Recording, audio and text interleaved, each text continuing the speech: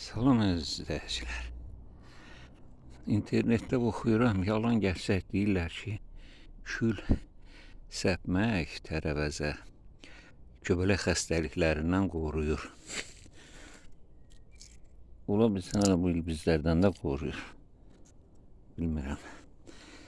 Amma nə dərəcədə doğrudur, yalandır deyənmərəm.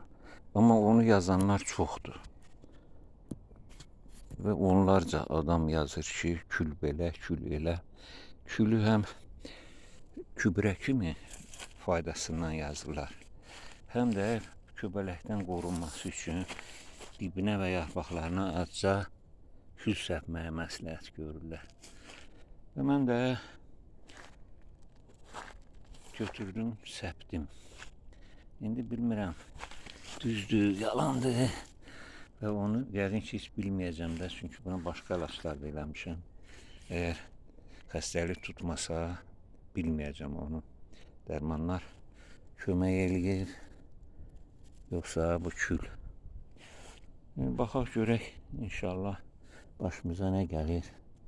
Və yaxud sizlərdən kimsə yoxlayın bu külü görün, qoruya bilir, yoxsa bilmir. Kimin imkanı var. Mən də öyrənim də.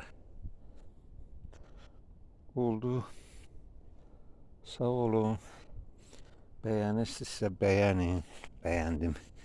Kliklə. Çünki o bəyənmələrə ehtiyacım var da, kanalın aktiv olması üçün. Baxış sayı olmalıdır. Baxış vaxtı olmalıdır. Ümid edirəm ki, siz də mənim xətrimə bəyənərsiniz.